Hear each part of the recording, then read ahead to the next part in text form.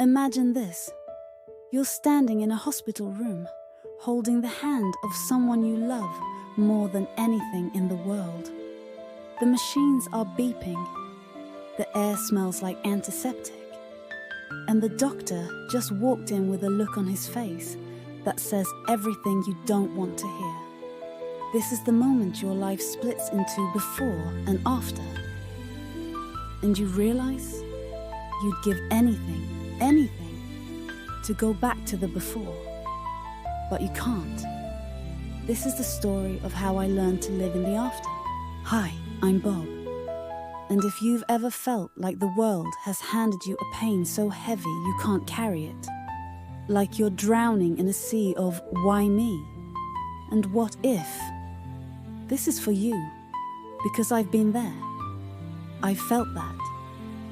And I'm here to tell you something you might not believe right now. There's a way through. It's not easy. It's not fair. But it's possible.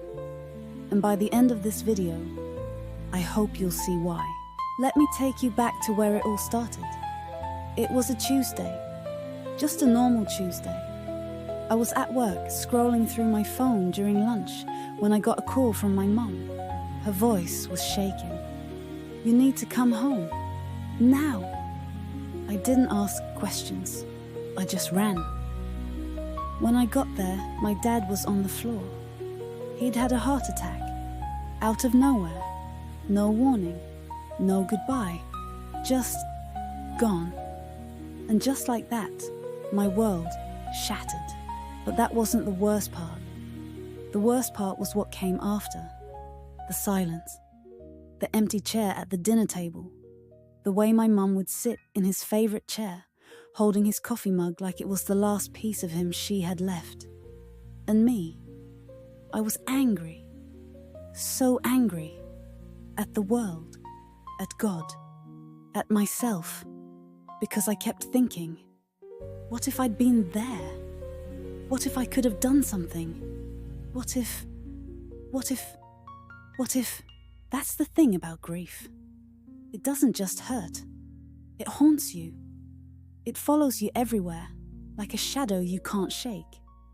And for months, I let it. I let it consume me. I stopped eating, I stopped sleeping, I stopped living. Because how could I keep going when the person who taught me how to live wasn't here anymore? Then, one day, something happened. I was cleaning out my dad's closet, something I'd been putting off for months, and I found a box. It was tucked way in the back, under a pile of old sweaters. Inside was a stack of letters, dozens of them, all addressed to me. I opened the first one, and my heart stopped. It was dated the day I was born. Dear Your Name, it began. Today, I held you for the first time.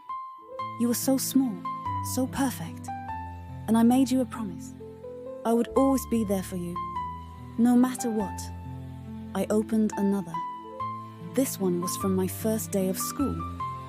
Dear B. Aubert, I watched you walk into that classroom today, and I was so proud of you. You were so brave. I know you're going to do amazing things. Letter after letter, year after year.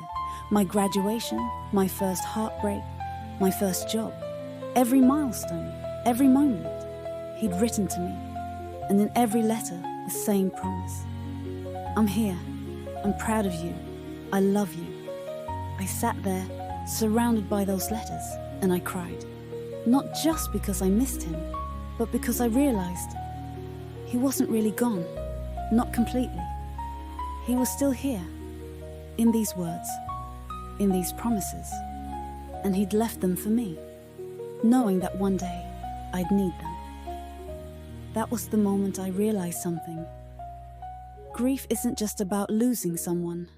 It's about learning how to carry them with you, how to keep their memory alive, how to find them in the little things, the smell of their cologne, the sound of their laugh, the way they used to say your name. And that's when I made a decision. I wasn't going to let grief win.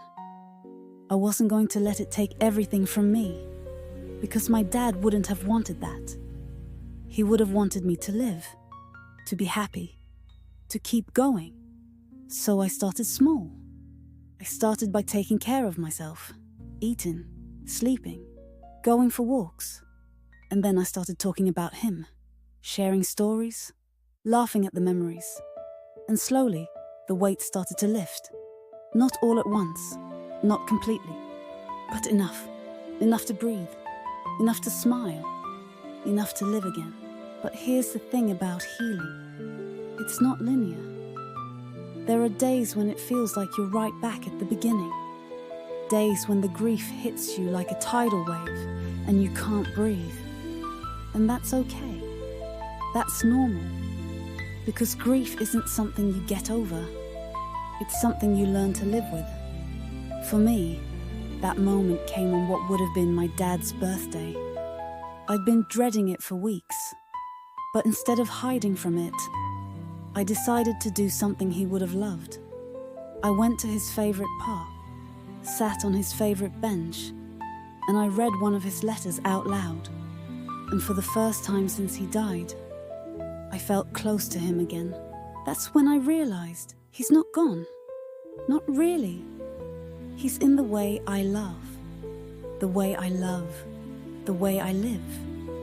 And as long as I keep living, he'll always be here. So, if you're watching this, and you're carrying a pain that feels too heavy to bear, I want you to know something.